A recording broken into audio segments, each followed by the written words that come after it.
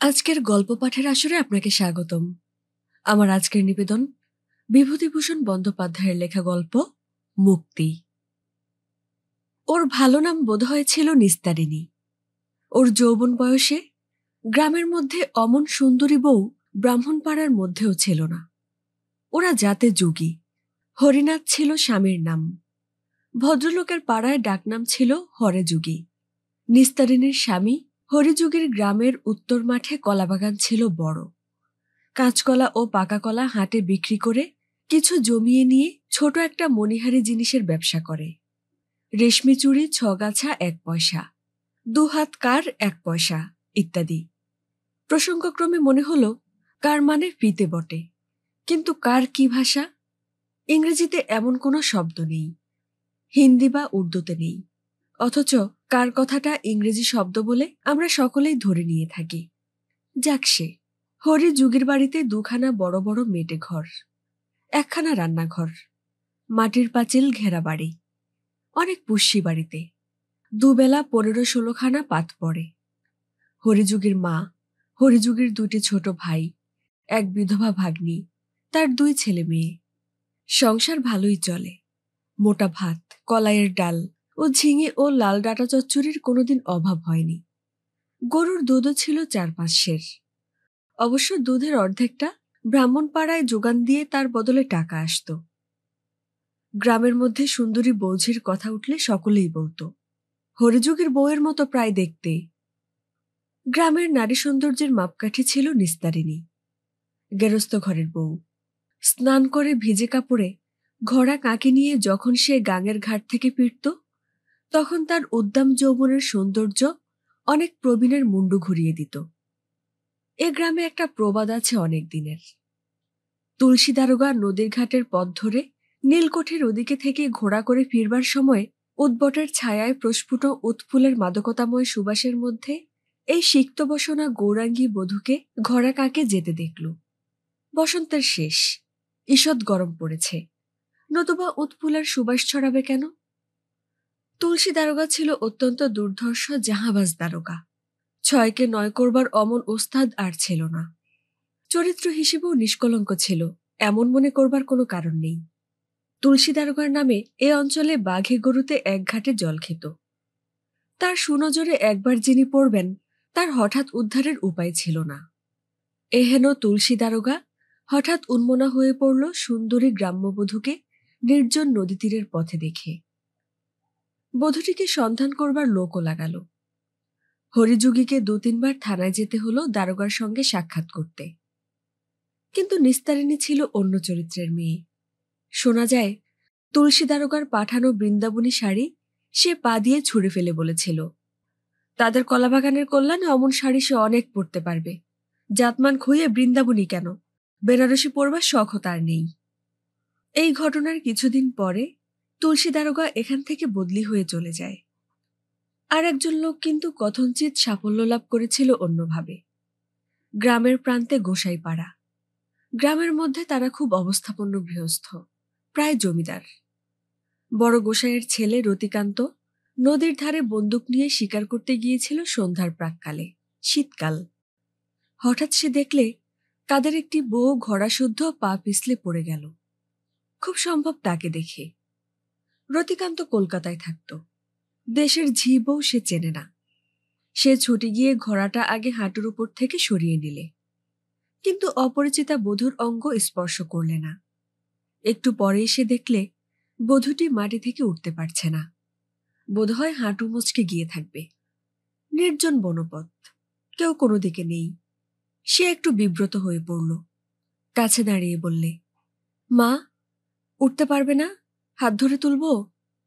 তারপর সে অপরিচিতার অনুমতির অপেক্ষা না করেই তার কোমল হাতখানি ধরে বললে, ওঠো মা, আমার উপর ভর দিয়ে, কোনো লজ্জা নেই, উঠে দাঁড়াবার চেষ্টা করো তো। কুণ্ঠিতা সংকুচিতা বধূ ছিল না নিস্তারিণী, সে ছিল যুগীপাড়ার বউ। তাকে একা ঘাট থেকে জল আনতে হয়, ধান বানতে হয়, খাড় কাচতে হয়। সংসারের কাজকর্মে সে অনলস, অক্লান্ত। যেমনি পরিশ্রম করতে পারে তেমনি মুখরা, আর তেমনি সাহসিকাও বটে। স্বাস্থ্য ও সৌন্দর্যের গৌরবে তখন তার নবীন বয়সের নবীন চোখ দুটি জগৎকে অন্য দৃষ্টিতে দেখে। সে উঠে দাঁড়ালো। রতিকান্তের সঙ্গে কিন্তু কোনো কথা বললে না। বুঝতে পারলে গোসাইপাড়ার বাবুদের ছেলে তার সাহায্যকারী। বাড়ি গিয়ে 2-3 দিন পরে সে স্বামীকে দিয়ে এক ছড়া সুপক্ক চাপা কলা ও নিজের হাতের তৈরি বাঁশশলা ধানের খইয়ের মুরকি পাঠিয়ে দিল গোসাইপাড়া। বললে, আমার ছেলেকে দিয়ে এসোগে। নিস্তারিণী সেই থেকে সেই একদিনের লেখা সুদর্শন যুবকটিকে কত কি উপহার পাঠিয়ে দিত। রতিকান্তের সঙ্গে আর কিন্তু কোনোদিন তার সাক্ষাৎ হয়নি। গোসাইবাড়ির ছেলে যোগী বাড়িতে কোনো প্রয়োজনে কোনোদিন আসেনি। রতিকান্ত কলকাতাতেই মারা গিয়েছিল অনেকদিন পরে। নিস্তারিণীর 2-3 দিন ধরে চোখের জল থামেনি এ সংবাদ যখন সে প্রথম শুনলে। গ্রামের অবস্থা তখন ছিল অন্যরকম। সকলের বাড়িতে গোলা ভরা ধান, গোয়ালে 2-3টি গরু থাকত। সব জিনিস ছিল সস্তা। নিস্তারিণীদের বাড়ির পশ্চিম উঠানে ছোট একটা ধানের গোলা। কোনো কিছুর অভাব ছিল না ঘরে, বরং ব্রাহ্মণপাড়ার অনেককে সে সাহায্য করেছে। একবার বড্ড বর্ষার দিনে সে বাড়ির পিছনের আমতলায় ওল তুলছে। এমন সময় বাড়ুজ্যে বাড়ির মেয়ে খান্তমণি এসে বললে, ও যোগী বউ। নিস্তারিণী অবাক হয়ে মুখ তুলে চাইলে। বাড়ুজ্যে বাড়ির মেয়েরা কখনো তাদের বাড়ির বেড়ার ধারে দাঁড়িয়ে কথা বলে না। সে বললে, কি দিদিমণি? একটা কথা বলবো। কি বলো দিদিমণি? আমাদের আজ একদম চাল নেই ঘরে, বাদলায় শুকোচ্ছে না। কাল ধান ভেজে 2টো চিড়ে হয়েছিল। তোমাদের ঘরে চাল আছে? কাঠাখানেক দেবে? নিস্তারিণী এদিক ওদিক চেয়ে দেখলে তার খান্ডার শাশুড়ি কোনো দিকে আছে কিনা। পরে বললে, দাঁড়াও দিদিমণি, দেবানি, চাল ঘরে আছে, শাশুড়িকে লুকিয়ে দিতে হবে। দেখতে পেলে বড্ড বকবে আমারে। তা বকুকগে, তা বলে বামুনের মেয়েকে বাড়ি থেকে ফিরিয়ে দেব? আর একবার বাড়ুজ্যে বাড়ির বউ তার বৃদ্ধা শাশুড়িকে ঝগড়া করে বাড়ি থেকে তাড়িয়ে দিয়েছিল। সে বউ ছিল গ্রামের মধ্যে নামডাকওয়ালা খান্ডার বউ। শাশুড়ির সঙ্গে প্রায়ই ঝগড়া বাঁধাত। কেরোসিনের টেমি ধরিয়ে শাশুড়ির মুখ পুড়িয়ে দিয়েছিল। পাড়ার কেউ ভয়ে বৃদ্ধাকে স্থান দিতে পারেনি। যে আশ্রয় দেবে তাকেই বড় বউয়ের গালাগালি খেতে হবে। যোগী বউ দেখলে বাড়ুজ্যে বাড়ির বেড়ার কাছে বড় সেগুনতলার ছায়ায় ঠাকরুন চুপ করে দাঁড়িয়ে হাপুস নয়নে কাঁদছেন। এগিয়ে বললে, ঠাকরুন, আসুন আমাদের বাড়ির দাওয়াতে বসবেন। বড় বউ বকেছে বুঝি? ঠাকরুন সূচি বেয়ে মানুষ। তাছাড়া বাড়ুজ্যে বাড়ির গিন্নি হয়ে যোগী বাড়ি আশ্রয় নিলে মান থাকে না। সুতরাং প্রথমে তিনি বললেন, না বউ, তুমি যাও।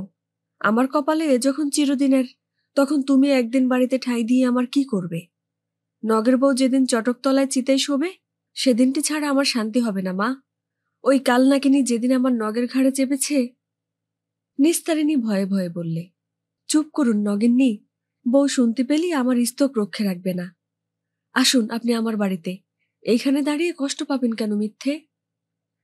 নগিন্নিকে বাড়ি নিয়ে গিয়ে সে নিজের হাতে তার পা ধুয়ে দিয়ে পেড়ি পেতে দাওয়ায় বসালো।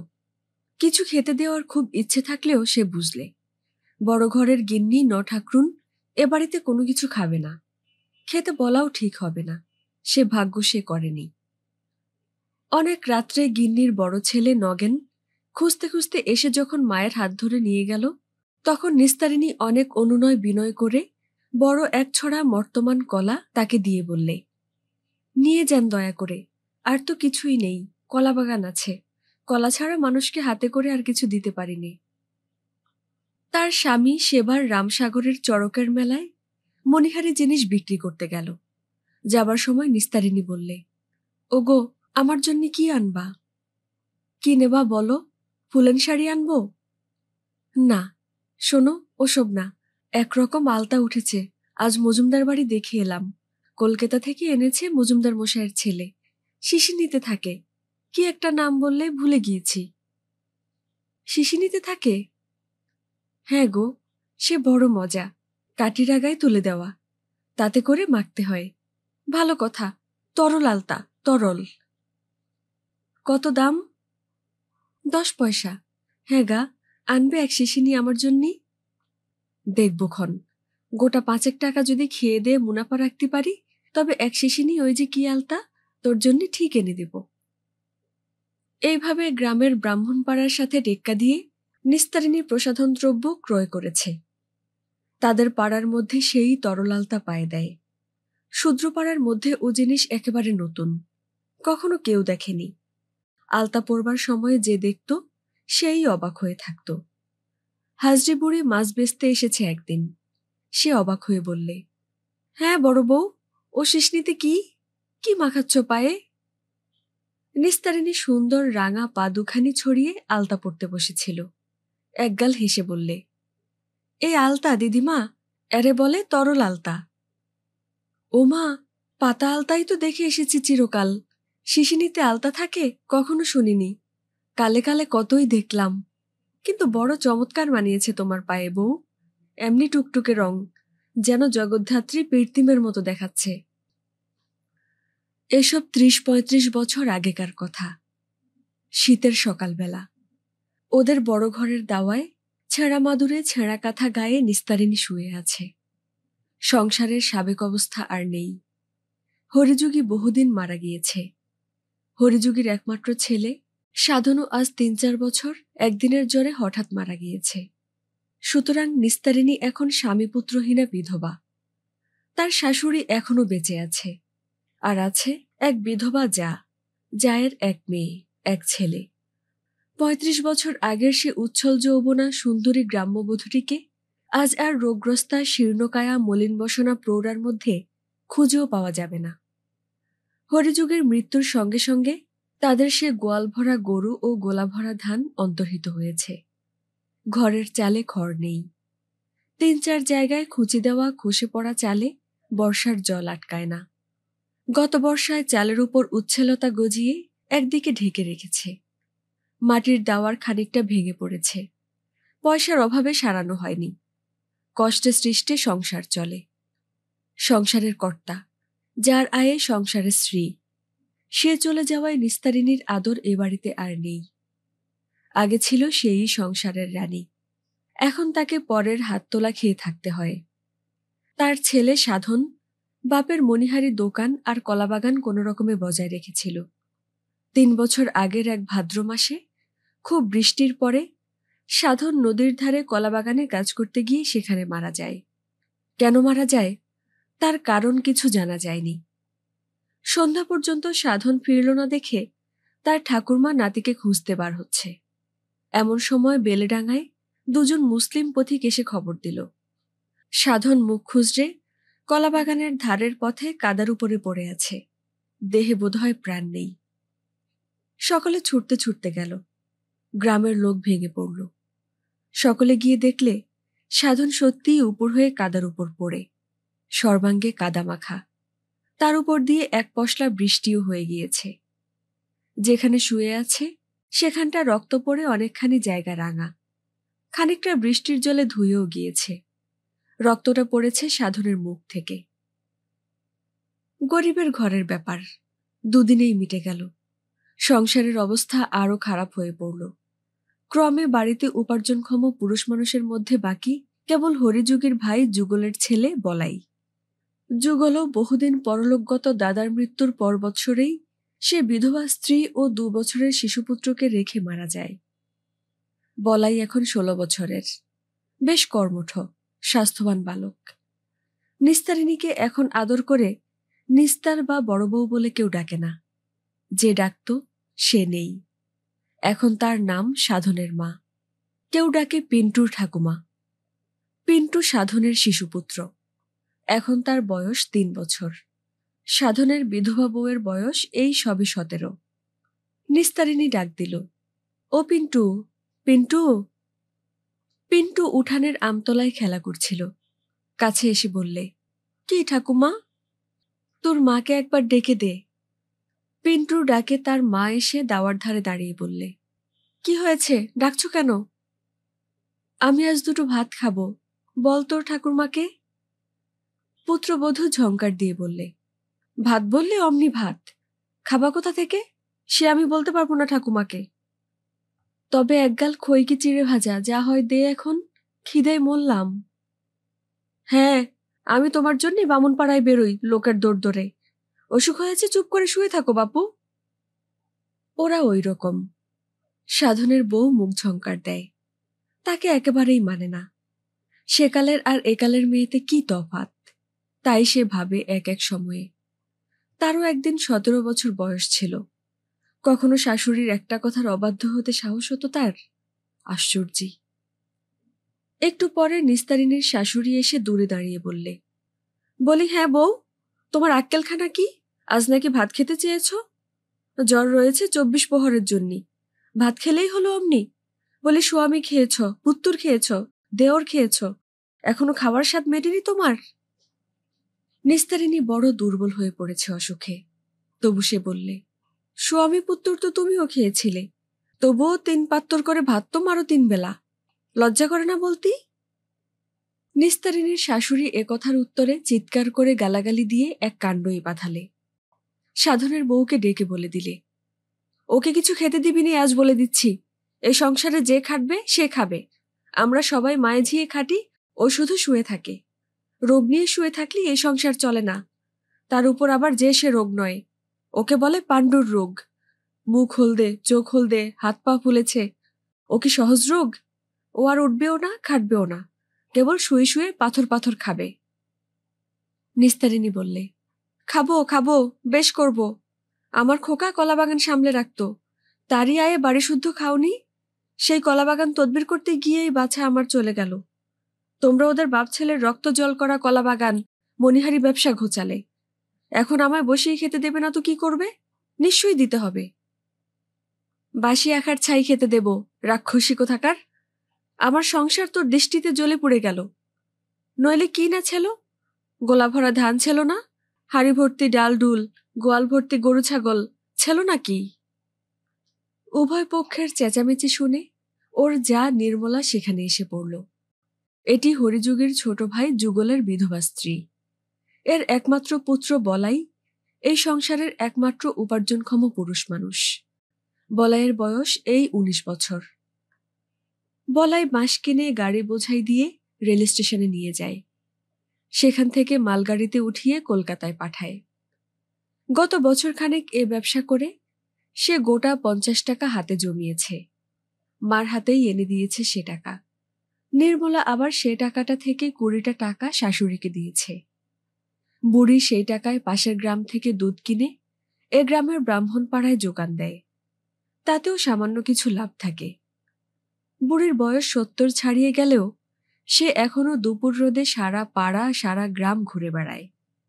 দূর দূরান্তের চাষাগায়ে হাঁসের ডিম মুরগির ডিম সংগ্রহ করতে যায় ব্রাহ্মণ পাড়ায় বিক্রির জন্যে। নির্মলা নিজেও বসে থাকে না, তিনু গাঙ্গুলির বাড়ি ঝিয়ের কাজ করে মাসে 2 টাকা মাইনে পায়। সুতরাং এ সংসারে এখন নির্মলার প্রতিপত্তিই বেশি। নিস্তারিণীর দিন সকল রকমেই চলে গিয়েছে। এখন নির্মলার ছেলে বলাই পয়সা আনে, নির্মলা নিজে পয়সা আনে।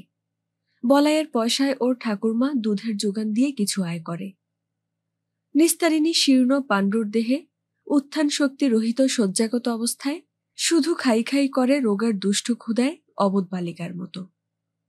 হরিযুগী বেঁচে থাকলে তার সে অন্যায় আবদার খাটিত, সাধন বেঁচে থাকলেও খাটত।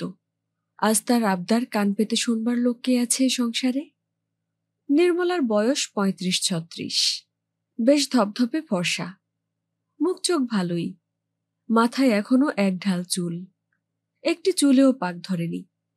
যোগীদের মেয়েরা সাধারণত সুন্দরী হয়ে থাকে, নির্মলার মেয়ে তারাও বেশ সুন্দরী। তারা বলাইয়ের ছোট, এইমাত্র 14 বছর বয়স। আজ বছর 2 হলো এই গ্রামেই তার বিয়ে হয়েছে। নির্মলা এসে বললে, দিদি চেঁচিও না, ঝগড়া করে মরছ কেন?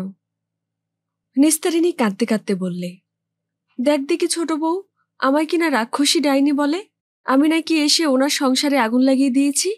আমার স্বামী পুত্তুরের অন্য উনি কোনোদিন বুঝি দাঁতে কাটেননি? নির্মলা বললে, সে তো তুমিও ওনাকে বলেছ। যাক, এখন চুপটি করে শুয়ে থাকো। ও ছোট বউ, আমি 2টো ভাত। না, আজ না, তোমার গা ফুলেছে, মুখ ফুলেছে, তুমি ভাত খাবে কি বলে আজ? তা হোক, তোর পায়ে পড়ি। আচ্ছা, এখন চুপ করো। বেলা হোক, ভাত রান্না হোক, আমি বলবো তখন। নিস্তারিণীর হাত পা মুখ ফুলেছে একথা ঠিকই, কি বৃষ্টি চেহারা হয়ে গিয়েছে তার। ওর দিকে যেন আর তাকানো যায় না, এমন খারাপ দেখতে হয়েছে ও। যত্ন করবার কেউ না থাকাতে আরও দিন দিন ওর অবস্থা খারাপতর হয়ে উঠেছে। খেতে ইচ্ছে করে, কিন্তু আগ্রহ করে খেতে দেবার কেউ নেই। রোগের পথ্য তো দূরের কথা, দুটি ভাত তাই কেউ দেয় না। ক্ষুধার জ্বালা সহ্য করতে না পেরে বেলা 10টা আন্দাজ সময়ে সে নাতিকে ডেকে চুপি চুপি বললে, পিন্টু, দুটো পেয়ারা আনতে পারিস? পিন্টুর মা ছেলেকে বলে, খবরদার, যাবি না বুড়ির কাছে, ওর পাণ্ডুর রোগ হয়েছে, ছোঁয়াচে রোগ। ছেলে খেয়ে বসে আছে ডাইনি, আবার নাতিকে খাবার জোগাড় করছে। ঠ্যাং ভেঙে দেব যদি ওর কাছে যাবি। বেলা দুপুরের পর সে ভীষণ জ্বরে বিকেল পর্যন্ত অঘরে বেহুশ হয়ে পড়ে রইল। কখন যে এবারের লোক খাওয়া দাওয়া করেছে তা সে কিছুই জানে না।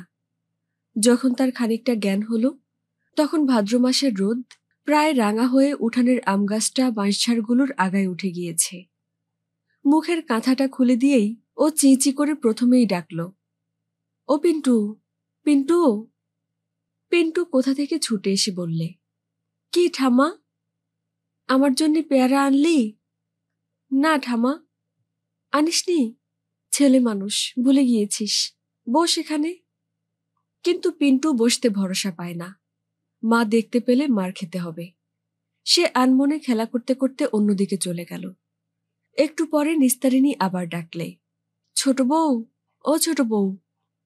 কেউ উত্তর দিল না, কারণ এ সময়ে বাড়িতে কেউ থাকে না। আরো দুবার ডাক দিয়ে নিস্তারিণী অবসন্ন হয়ে পড়ল। তার বেশি চেঁচামেচি করবার ক্ষমতা নেই। বেশ খানিকক্ষণ পরে নির্মলার মেয়ে তারা এসে বললে, হ্যাঁ জেঠাইমা, ডাকছিলে? নিস্তারিণী চেঁচি করতে করতে বললে, কাতরে কাতরে মরে গেলাম, তা যদি তোমাদের একজনও উত্তর দেবে? একজন এমন রোগী বাড়িতে রয়েছে। বসো এখানে একটু। তারা ওর মায়ের মতো ছিপছিপে গড়নের সুন্দরী বালিকা, নতুন বিয়ের কোণে, পাশেই শ্বশুরবাড়ি।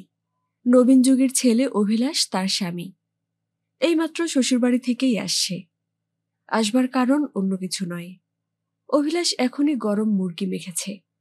বালিকা স্ত্রীকে আদর করে বলেছে, তোদের বাড়ি থেকে ধামি নিয়ে আয়, মুরগি খেতে দেব। এই জন্যই তার আগমন। রোগগ্রস্ত জ্যাঠাইমা বুড়ির বকুনি শুনবার জন্যে সে এখন এখানে বসতে আসেনি। সুতরাং সে বিব্রত মুখে বললে, ও জ্যাঠাইমা, আমি এখন বসতে পারবো না। তোমার জামাই মুরগি মেখেছে, নিয়ে বেলেডাঙায় ফিরি করতে বেরুবে। তোর মা কোথায়? বাড়িতে কেউ নেই, মা গাঙ্গুলি বাড়ি কাজ করতে গিয়েছে, ঠাকুমা নরহরিপুরে হাঁসের ডিম আনতে গিয়েছে। পিন্টুর মা কোথায়? ওই যে শিউলিতলায় বসে বাসন মাজছে। একটু ডেকে দিয়ে যা দেখি মা। পরে সুর খুবই নিচু করে বললে, মা, দুটো মুরগি অভিলাষের কাছ থেকে নিয়ে আয় না, আমার নাম যেন করিস নে। তারা বললে, সে আমি পারবো না, অসুখ গায়ে মুরগি খাবি কি?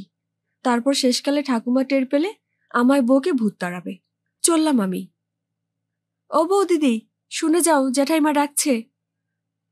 পুত্রবধূ বিরক্ত মুখে এসে দূরে উঠোনে দাঁড়িয়ে বললে, বলি ডাকের উপর ডাক কেন অত? আমার সংসারে কাজকর্ম নেই বুঝি? না তোমার কাছে বসে থাকলে চলবে? কি বলছো বলো? নিস্তারিণী কাতর সুরে বললে, তা রাগ করিস নে আমার উপর বৌমা, আমায় দুটো ভাত দে। দিই, জ্বরে বেহুশ হয়ে পড়ে আছো, ভাত না খেলে কি চলে? তবে আমি কি খাবো, খিদে পায় না। আমি জানি নে, আদিক্ষেতার কথা শোনো। খিদে পায় তা আমি কি করব? ঠাকুমা এলে বলো, ঠাকুমা না বললে আমি ভাত দিতে পারবো না। পিন্টু কোথায়? একটু ডেকে দে আমার কাছে, বড্ড ইচ্ছে করে দেখতে। পুত্রবধূ ঝংকার দিয়ে বলে উঠল, অত সোহাগে আর কাজ নেই, ছেলের মাথা খেয়ে বসে আছো, এখন নাতিটি বাকি। নিস্তারিণী মিনতির সুরে বললে, অমন করে বলতে নেই বৌমা, তা দে ডেকে, কিছু হবে না, দে একবার ডেকে। পুত্রবধূ হাত পা নেড়ে বললে, না না, হবে না, তোমার পাণ্ডুর রোগ হয়েছে, বৃষ্টি ছোঁয়াছে রোগ, আমি ছেলে পাঠাতে পারবো না তোমার কাছে, গেলে আমার যাবে, তোমার কি? কথা শেষ করেই মুখ ঘুরিয়ে পুত্রবধূ চলে গেল। নিস্তারিণীর 2 চোখ দিয়ে ঝরঝর করে জল গড়িয়ে পড়ে ছেঁড়া ময়লা তেল চিটচিটে বালিশটা ভিজিয়ে দিলে। এমন কথাও লোককে লোকে বলে, তাও নিজের পুত্রবধূ। সাধনের নাম রেখেছে ওই ধুলুগুরুটুকু, ওই অবোধ শিশু। মা সাত ভেয়ে কালী তার মঙ্গল করুন, মঙ্গল করুন। সে না তার ঠাকুমা। বৌমা বলে কিনা গেলে তারই যাবে। সন্ধ্যার কিছু পূর্বে নির্মলা বামুনবাড়ির কাজকর্ম সেরে ফিরে এলো। বড় জায়ের কাছে গিয়ে বললে, কেমন আছো দিদি, দেখি গা দেখি। নিস্তারিণী না ঘুম না জ্বরে আচ্ছন্ন মতো হয়ে পড়েছিল। কপালে ঠান্ডা হাতের স্পর্শ পেয়ে জেগে উঠে বললে, কে ছোট বউ? তুই আবার আমায় ছুলি কেন? তোর পাছে পাণ্ডুর রোগ হয়। আজ আমার বৌমা বলেছে। হ্যাঁ ছোট বউ, সাধনের ছেলে আমার কেউ নয়। বলো তুমি। নিস্তারিণী নিঃশব্দে কাঁদতে লাগল। নির্মলা বললে, চুপ করো দিদি, সবই তোমার কপাল। পীর্তিমের মতো বউ ছিলে, সব তো দেখেছি। স্বভাব চরিত্রের সম্বন্ধে কেউ একটা কথা বলতে পারেনি কোনোদিন। নিস্তারিণী বললে, কেন? দেওরদের কোলে পিঠে করে মানুষ করিনি? আমি যখন ঘর করতে এলাম, তোর স্বামী তখন 9 বছরের ছেলে। আমার পাত থেকে বেগুন পোড়া ভাত মেখে খেত।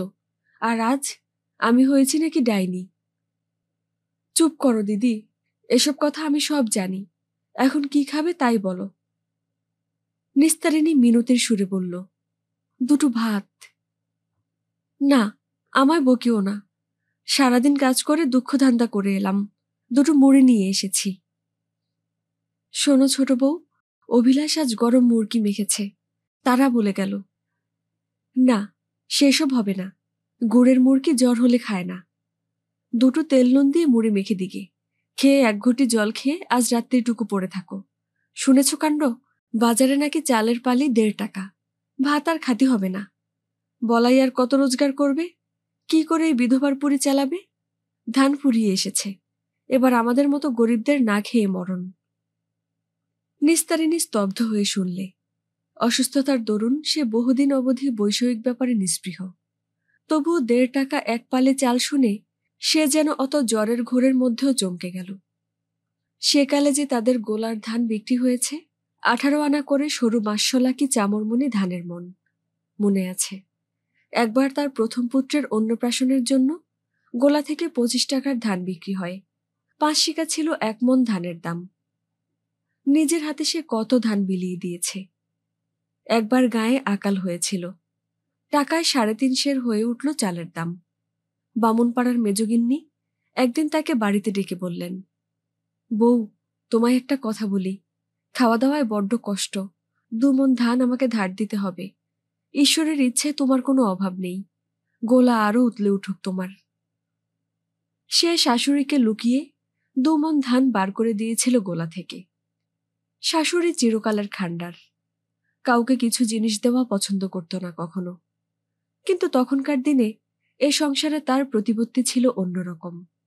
সে যা করবে তাই হবে, তার উপর কথা বলবার কেউ ছিল না। কোথায় গেল সেসব দিন? সন্ধ্যা উত্তীর্ণ হয়ে গিয়েছে। নির্মলা 1 বাটি দুধ নিয়ে এসে বললে, ও দিদি, খেয়ে নাও একটু দুধ। নিস্তারিণী বললে, আমার এখানে একটু বসো ছোট বউ, কেউ বসে না। নির্মলার বেশিক্ষণ এক জায়গায় বসবার জো নেই, এক্ষুনি সব খেতে চাইবে। শেষ রাত্রে উঠে 4 কাঠা ধানের চিড়ে কুটতে হবে মারুজ্জেদের। তারপর আবার যে একা সেই একা নিস্তারিণী। সারা দিনরাত আজ 1টি মাস ধরে একাই শুয়ে থাকতে হচ্ছে। নির্মলা তাকে ধরাধরি করে ঘরের মধ্যে শুয়ে দিয়ে গেল। 1 দিন 2 দিন করে কতদিন যে কাটল নিস্তারিণীর কোনো খেয়াল নেই। কেবল আবছা আবছা দিনগুলো আসে, সেসব দিনের প্রতিটি মুহূর্ত যেন নিঃসঙ্গ। কেবল ছোট্ট খোকা পিন্টুকে দেখতে ইচ্ছে করে, কিন্তু তার মা তাকে পাঠায় না, একটুও বসতে দেয় না কাছে। পুত্রবধূ হয়ে শাশুড়িকে দেখতে পারে না, তার নাকি ছোঁয়াচে রোগ হয়েছে বলে। আর কেবল সবাই বকে, সবাই বকে। একদিন সে শুয়ে শুয়ে লক্ষ্য করলে আর আকাশে বৃষ্টি হয় না। হলদে রঙের রোদ বাঁশ ঝাড়ে আম গাছের মাথায়। তেলাকুচু লতায় সাদা সাদা ফুল ধরেছে। বলাইয়ের হাতে পোঁতা উঠানের রাঙা ডাঁটা শাক ক্রমে ফুরিয়ে আসছে। বর্ষাকাল তাহলে চলে গিয়েছে। পুত্রবধূ আমতলায় কাঠ কাটছে। জিজ্ঞেস করলে, ও বৌমা, এটা কি মাস? সে খোঁজে কি দরকার তোমার? বলো না বৌমা। শেষ ভাদ্দর। তোমার কি হুঁশপুরেন আছে? সেদিন চাপড়া জ্যৈষ্ঠী গেল। খোকাকে তোমার আশীর্বাদ করা দরকার। তোমার কাছে গিয়ে ডাকলে, তা যদি একটা কথা বললে। বিকেলে ও পাড়ার বধূ গোয়ালার মা দেখা করতে এসে বললে, ও মা, এ কি চেহারা হয়ে গিয়েছে! আহা, কতদিন হয়েছে আসেনি। বলি, শুনছি বড্ড অসুখ, একবার দেখে আসি। উদরি হয়েছে বুঝি? পেট যে ফুলেছে বড্ড। সোনার পির্তিমে চেহারা ছিল বৌমার। আমি তো আজকের লোক নই। যখন হরি প্রথম বিয়ে করে এলো, ওই আমতলায় দুধে আলতার পিঁড়িতে দাঁড়ালো, বেশ মনে আছে। রূপে একেবারে ঝলক দিয়ে গেল যেন। সে চেহারার আর কিছু নেই। এমন লক্ষ্মী বউ, আহা, তার এত কষ্টও ছিল অদেষ্টে। নিস্তারিণী যেন সব বিষয়ে নিস্পৃহ, উদাসী হয়ে পড়েছে। এসব কথা শুনে যায় বটে, কিন্তু কার বিষয়ে কে যেন কথা বলছে। সেকালের সে বড় বউ তো কোন কালে মরে হেজে গিয়েছে। সে রূপসী লক্ষ্মীর মতো সংসার জোড়া বড় বউ কোথায় আজ? কেবল খেতে ইচ্ছে হয়। পান্তা ভাত কতকাল খায়নি। কেউ দেয়? দেখাই করে না এসে। সন্ধ্যার পরে নির্মলা এসে একটু কাছে বসে, বলে, ও দিদি, তোমার জন্য একটা জিনিস এনেছি মনিব বাড়ি থেকে। নিস্তারিণী ব্যগ্রভাবে বলে, কি? চুপ করো, দুটো তালের বড়া। গিন্নি ভাবছে, তা আমাকে খেতে দিলে। কতকাল খাইনি, দে। নির্মলা বেশিক্ষণ বসতে পারে না। রান্নাঘরে খই ভেজে দিতে হবে জামাই অভিলাষকে। তারা বলে গিয়েছে, কাল মুরগি মাখবে সকালবেলা। সে মুরগির ব্যবসা করে, কিন্তু খই ভাজা কাজটা মেয়ে মানুষের, পুরুষের নয়।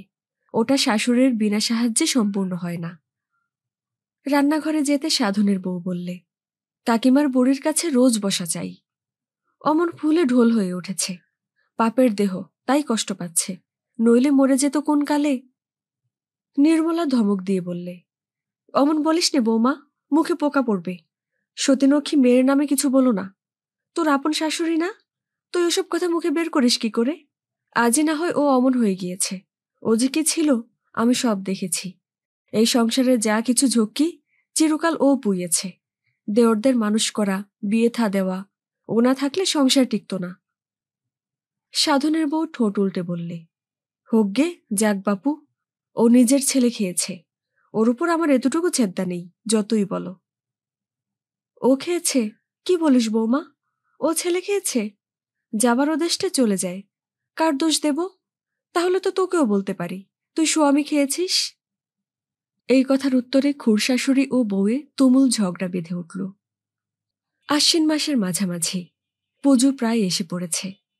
নিস্তারিণী একেবারে উত্থান শক্তিহীন হয়ে পড়েছে। দিনের অর্ধেক সময় তার জ্ঞান থাকে না। একবার চেতনা সজাগ হয়ে ওঠে। তখন কেবল এদিক ওদিক চেয়ে নাতিকে খোঁজে, নির্মলাকে খোঁজে। ওর মলিন বিছানা ও সারা দেহে কেমন একটা দুর্গন্ধ বলে আজকাল কেউই কাছে আসতে চায় না। কেবল খাওয়ার সময় কোনোদিন নির্মলা, কোনোদিন বা সাধনের বউ দুটি ভাত দিয়ে যায়। সেদিন ও চোখ মেলে ভাত খাবার চেষ্টা করলে, কিন্তু পারলে না। অনেকক্ষণ পরে পুত্রবধূ বললে, ভাত খাওনি যে, খাইয়ে দেব? নিস্তারিণী অবাক হয়ে গেল অসুখের ঘোরের মধ্যেও। বললে, তাই দে বৌমা। সাধনের বউ ভাত দুটি খাইয়ে এঁটো থালা নিয়ে চলে গেল। একটু পরে নির্মলা বাড়ি এলো। রোগীকে দেখতে গিয়ে ওর মনে হলো অবস্থা ভালো নয়। আপন মনে বললে, ঠাকুর, ওকে মুক্তি দাও, বড় কষ্ট পাচ্ছে। প্রতিদিন সন্ধ্যায় যেমন নিস্তারিণীর জ্ঞান হয়, আজও তেমনি হলো। যাকে অবোধ বালিকার মতো আবদারের সুরে বললে, দুটো পান্তা ভাত আর ইলিশ মাছ ভাজা খাবো। নির্মলা 2-3 দিন চেষ্টার পরে অতি কষ্টে এই যুদ্ধের বাজারে ইলিশ মাছ জুটিয়ে এনেছিল, কিন্তু যাকে খেতে দিতে পারেনি। নিস্তারিণীর অবস্থা ক্রমেই খারাপের দিকে ঝুঁকল পরদিন দুপুর থেকে। সে অসুখের ঘোরে কোন বিস্তৃত পথ বেয়ে ফিরে গেল তার যৌবনদিনের দেশে। বারুজ্যেদের নগিন্নি যেন এসে হেসে হেসে বলছেন, আমায় আজ 2 কাঠা চাল ধার দিতে হবে বউ। বৌমা তাড়িয়ে দিয়েছে বাড়ি থেকে, তুমি না দিলে দাঁড়াবো কোথায়? যেসব লোক কতকাল আগে চলে গিয়েছে, তারা যেন এসে দিনরাত ওর বিছানার চারিপাশে ওকে ঘিরে ভিড় করছে। বহুদিন শরৎ অপরাহ্নের মতো হাট থেকে ফিরে ওর স্বামী যেন হাসি মুখে বলছে, ও বড় বউ, কলা বিক্রির দরুন টাকাগুলো পেলাম, এই নাও, তুলে রেখে দাও। আর এই ইলিশ মাছটা ভারী সস্তা আজ হাটে। ওর সব দুঃখ, সব অপমান, অনাদরের দিনের হঠাৎ আজ এমন অপ্রত্যাশিতভাবে অবসান হলো কিভাবে? নিস্তারিণী অবাক হয়ে যায়, বুঝতে পারে না কোনটা স্বপ্ন কোনটা সত্য। সে একগাল হেসে স্বামীর হাত থেকে ইলিশ মাছটা নেবার জন্য হাত বাড়ায়। নির্মলা চোখ মুছতে মুছতে বললে, সতীনক্ষী স্বর্গে চলে গেল, বৌমা পায়ের ধুলো নেই। তারপর সে নিজেও ঝুঁকে পড়ে মাতৃসমা বড় জায়ের পায়ে হাত ঠেকায়। আজকের গল্প এই পর্যন্তই। ভালো লাগলে লাইক, কমেন্ট এবং সাবস্ক্রাইব করতে ভুলবেন না।